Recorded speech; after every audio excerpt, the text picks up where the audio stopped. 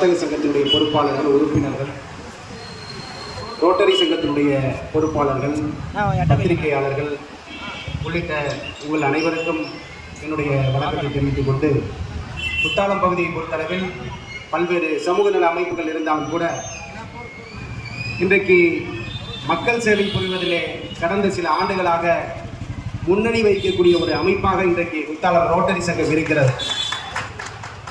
அதற்கான முதல் காரணம், அந்த ரோட்டரி சங்கத்தை உறுப்பினர்களாகவோ அல்லது பொறுப்பாளர்களாகவோ ஆகச்சிறந்த ஆளுமைகளாக, திறன்மிக்கவர்களாக அந்த அமைப்பிலே உறுப்பினராக சேர்த்ததன் தான் முதல் காரணமாக இருக்க முடியும். இரண்டாவது, இந்த சங்கத்தின் மூலமாக மக்களுக்கு ஏதோ ஒரு வகையிலே நம்முடைய சேவையை ஆற்ற வேண்டும் என்ற உயர்ந்த எண்ணத்தின் அடிப்படையிலே அந்த ரோட்டரி சங்கம் கடந்த சில ஆண்டுகளாக குத்தாலம் பகுதியிலே மிகச் சிறப்பாக செயல்படுகிறது என்பதை என்னை போன்றவர்கள், தமிழ் உணர்வாளர்கள், மக்கள் சமூக நல அமைப்பை சார்ந்தவர்கள் பாராட்டும் வண்ணம் அவருடைய பணி அமைந்திருக்கிறது என்பதை நான் இங்கே சுட்டிக்காட்ட கடமைப்பட்டிருக்கிறேன். காமராஜர் அவர்களை பற்றி குறிப்பிட வேண்டும் என்று சொன்னால், ஒரு துணிக்கடையில் விற்பனையாளராக தன்னுடைய வாழ்வை தொடங்கிய காமராஜர் அவர்கள் இன்றைக்கு விருதுநகர் என்று சொல்லக்கூடிய விருதுப்பட்டி தொடங்கி புதுதில்லி செங்கோட்டை வரை தன்னுடைய ஆளுமையை வெளிக்காட்டியவர் கர்ம வீரர் காமராஜர் அவர்கள். 1920ஆம் ஆண்டு மகாத்மா காந்தியடிகளின் தலைமையிலே அகிம்சை போராட்டங்களிலே, பல்வேறு கட்ட போராட்டங்களிலே தன்னை ஈடுபடுத்திக் கொண்டு 10 ஆண்டுகளுக்கு மேலாக சிறை வாழ்வை மேற்கொண்டவர் கர்ம வீரர் காமராஜர் அவர்கள். அதோடு மட்டுமல்லாமல் 1940ஆம் ஆண்டு தமிழ்நாடு காங்கிரஸ் கமிட்டியினுடைய தலைவராக தன்னுடைய அரசியல் பொது வாழ்வை தொடங்குகிறார். மக்களிடத்திலே, கட்சியினர் மத்தியிலே கடும் பணியை ஆற்றி வருகிற காமராஜர் அவர்கள் மக்கள் செல்வாக்கு மிக்க தலைவராக உருப்பெற தொடங்குகிறார். பின்னர் தான் 1954ஆம் ஆண்டு தமிழ்நாட்டினுடைய முதலமைச்சராக பதவியேற்கிறார். தமிழ்நாட்டினுடைய முதலமைச்சராக 1954ஆம் ஆண்டு முதல் 1963 வரை 9 ஆண்டுகள் அவர் புரிந்த ஆட்சிதான் தமிழகத்திலே பொற்காலம் என்று சொல்லக்கூடிய அவையிலே காமராஜர் ஆட்சி அமைந்திருக்கிறது. சேர, சோழர், பாண்டியர் ஆகிய மூவேந்தர்கள் சாதிக்காத, நிகழ்த்தாத சாதனைகளை காமராஜர் அவர்கள் தன்னுடைய ஆட்சி காலத்திலே சாதித்திருக்கிறார் என்று தந்தை பெரியார் அவர்கள் பாராட்டி இருக்கிறார்கள். அதோடு மட்டுமல்லாமல் ரட்சகர், கல்வி வல்லர், பச்சை தமிழர் என்ற பட்டங்களை, புகழாரங்களை சூட்டியவர் தந்தை பெரியார் அவர்கள். இன்றைக்கு அன்றைய காலகட்டத்திலே காமராஜர் அவர்கள் ஒரு ஆங்கில புலமையை ஓரளவு உயர்த்தி இருந்தால், தேசிய அளவிலே கிங் மேக்கராக இருந்த காமராஜர் கிங்காக இருந்திருப்பார் என்று இன்றைக்கு செய்தியில் சொல்லப்படுகிறது. அந்த அளவிற்கு ஆளுமை மிக்கவராக, திறன் படைத்தவராக காமராஜர் அவர்கள் திகழ்ந்தார் என்பதை இந்த நாடு அறியும்.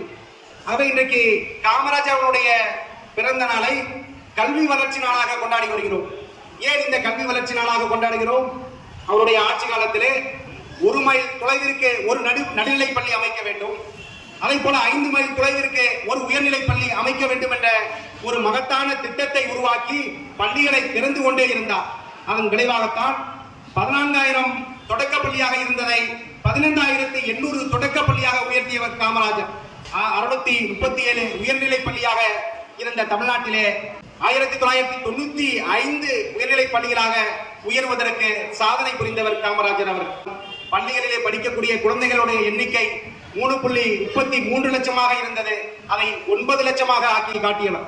தன்னுடைய ஆட்சி காலத்திலே பள்ளி கல்வியிலே கவனம் செலுத்திய கர்ம வீரர் காமராஜர் அவர்கள் பள்ளியில் கல்வியின் மீது மட்டுமல்லாமல் அந்த குழந்தைகள் கல்வியை பயில வேண்டும் என்று சொன்னால் என்ன செய்ய வேண்டும் என்பதை சிந்தித்து அந்த மாணவர்களுக்கு, பள்ளி மாணவர்களுக்கு மதிய இலவச உணவு திட்டத்தை கொண்டு வந்து, இலவச கட்டாய கல்வியை கொண்டு வந்து ஒரு புரட்சிகரமான திட்டத்தை கொண்டு வந்ததன் விளைவாகத்தான் 11 வயதுக்கு உட்பட்ட குழந்தைகள் 40% 80% அந்த பள்ளிக்கு வரவழைக்கப்பட்டார்கள் என்பதை நாம் கவனித்துக் கொள்ள வேண்டும்.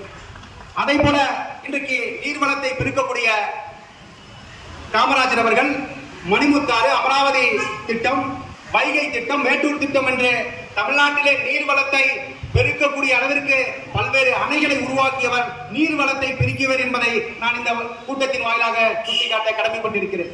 பள்ளி கல்வியில் மட்டும் கவனம் செலுத்தவில்லை. அடுத்ததாக பள்ளி கல்விக்கு அடுத்ததாக உயர் கல்வியை அவர் கவனம் செலுத்துகிறார். தொழில்நுட்ப கல்லூரி, பாலிடெக்னிக் என்று சொல்லக்கூடிய தொழில்நுட்ப கல்லூரிகளை உருவாக்குகிறார். கலை அறிவியல் கல்லூரிகளை உருவாக்குகிறார்.